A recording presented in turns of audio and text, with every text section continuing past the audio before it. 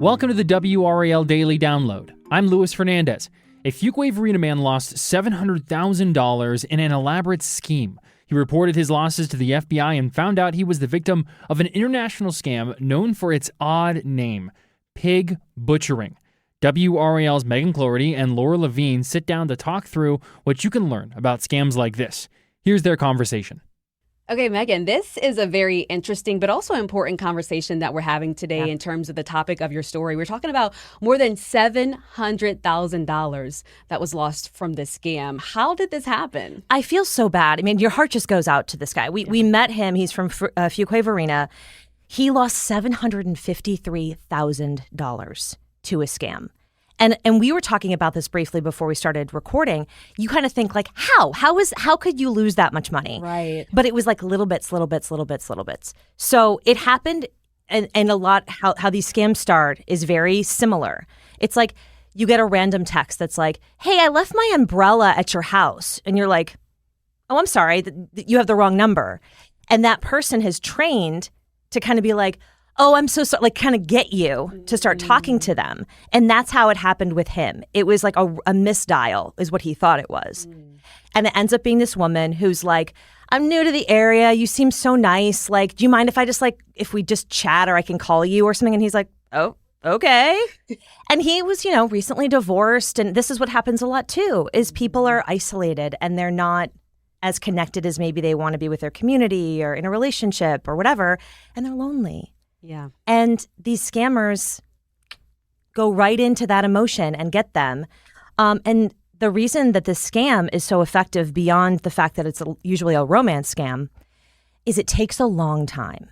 Mm-hmm. So it's not like the second week she said, hey, can you give me your money? Right. It was months. It was like they talked, I think it was 8 or 9 months. So on the phone. Oftentimes when we hear about these type of scams, romance scams in general, we hear people say like, oh, that would never happen to me, or I would never fall for that. But you really don't know what goes into it, because just seeing the headline of this story, you would have probably never known that this was conversations leading up to this for months. Right. And the other thing about it was she said, hey, I've been really successful with this random investment, and then just kind of left it. And then she brought it up later and she was like, did I tell you I've made all this money? I mean, I've made a ton of money. And at this point, he trusts her because they've been talking for so long and have shared what he thought were pictures of family and, heartfelt conversations. And you feel like this is your friend. And so he said no a number of times, he told me. And then he said, you know what, I'll just do like a really small amount. And if I lose this amount, it's like gambling, like going to a casino. If I lose that, that's okay. It's not that much money. I think he put in like a couple $100. And so that's how it begins. And he got a lot of money back and it hit his account. It wasn't like it was fake money. I mean, he got thousands of dollars back that went into his bank account. So he's like, wait a minute, let me put in a little bit more, puts in a little bit more, gets more money back. So ostensibly, you think, okay, this is legit. Right. And then he put it all in, and they disappeared. And that's how it works. Yeah, when I first saw pig butchering, I was like, I know. What is this? Such a weird name. Yeah, let's dig into that. How did it even come up with this name? You know what? I don't know who came up with the name, but I know that it's like a death by 1,000 cuts type idea. Mm-hmm. It's like, it's not just one, I steal your purse and I'm gone. It's like that idea where it was months and months and months and months and months, and you establish the trust, and then it's like a cut here, a cut there, and all of a sudden you're dead. I mean, it's like then they take it all and they go. But what I have learned about this scam is so fascinating to me, if you don't mind me telling you a little bit about it. So it started about 5 years ago, and it's almost entirely run out of Southeast Asia, right? It's like Chinese transnational criminals who run this out of Southeast Asia, but it's human trafficking. Okay, so they advertise for come to work in Thailand in an amazing office and we'll pay your way here and you'll make all this money. And a lot of times they get people like you would have told me, hey, come and do this. And I was like, well, I know Lora. I trust Lora. She's making all this money. I mean, I guess I should do it. And they're marketing to people in Uganda and in countries where they speak English, but they need money. They get them there and they enslave them. It sounds like a movie. Wow. And essentially they become criminals. They're forced criminals. and they have to collect a certain amount of money through these scams. So these are the people calling you and trying to get your money who are also they're victims themselves. Because you want to think to yourself, the person who's scamming me is a horrible person. Right. How could they possibly do this? Seems like an entire pipeline that's being created here. And they can't get out of it until they they get a certain amount of money. Wow. Which is unbelievable. And what's tricky about it is because they're in Southeast Asia, the U.S. has no jurisdiction there. It's not like we can go there and say, nope, we're shutting this down. So it's just become this rampant crime. And like we mentioned, $200 billion collected from this crime in the last 5 years. Yeah, it's crazy. Hard to wrap your head around that. Yes, it is. What was the most surprising information that you learned just talking to Wesley during this whole entire encounter? I think it was the motion of it. Mm-hmm. I mean, because like we were saying, how could you possibly fall for this? So there's an embarrassment to it, I think. And he was, all the credit to him, because he could have said, you know what? No thanks. I don't really want to put all my business on television and be embarrassed and have people know that I fell for this. But the deal is that a lot more people are falling for this and not talking about it. Exactly. And yeah. I love the part in your package when you mentioned how much he could be getting back out of the $730,000, and you were like, oh, that got to sting. Right. You know, it just humanizes, and we all feel for him, but it just humanizes, you know, how much money we're talking about and how many people could be impacted by this. And we would never know unless people like Wesley speak out about, you know, their experience. And the main thing that I just want to make sure people get from this is if you think you've been a victim of a scam and it hits you hard, you realize it like a light bulb over your head and you're like, you know, like you have that very natural emotion like, oh my gosh, I'm so embarrassed. I don't, you know, it's a horrible feeling. Right. The first thing you have to do is report it. Mm-hmm. Don't call your mom. Don't complain. Like, you've got to report it because they're moving this crypto money so quickly that if you don't report it quickly, our U.S. investigators won't be able to find it. Yeah.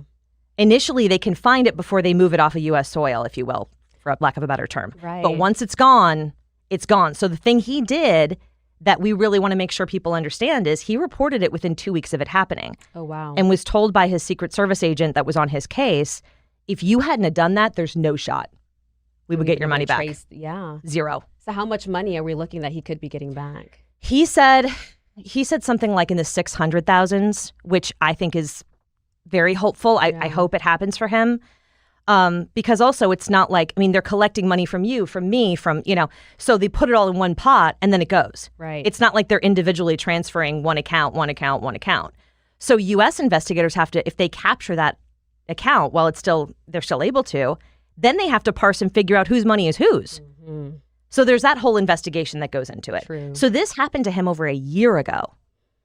And he's still waiting for the U.S. investigators to say, this is yours. This is how much you might get back. And meanwhile, like, it's his retirement. Yeah. So he's just kind of, you know, crossing his fingers and his toes and hoping that he can get something. So it's really scary situation. Yeah. So we were talking about, you know, how prevalent this is right now in general, crypto scams. When you were talking to, you know, General about all of this, what was his take? He said we've come a long way in the last couple of years. I mean, if this happened to you maybe even 2 years ago, they didn't really know how to get the money back. Mm-hmm. And because it is such a prevalent crime, they've figured out and they have the tools, which are far above my pay grade to understand. Right. But they have the financial tools to start tracking where they're storing the money and where they're moving the money. But it is a massive money laundering scheme. I mean, these guys know what they're doing. So they try and get it away from U.S. jurisdiction as quickly as possible. So it's a time game. It's all about time. And that's what Jackson said. He said, you know, we can only do so much, but we're doing everything we can to prosecute the people that we can get. And even last year, the U.S. indicted a Chinese scammer who was running one of these major operations, they say. Wow. And so I think that also sent a message to some of the bad guys being like, you know, we're getting better at this. We might catch you. It does make you wonder how many people, you know, who may have been watching this story and are currently in this situation because, you know, I believe Wesley reached out to us after seeing his initials, right? In a previous story about scams. Right.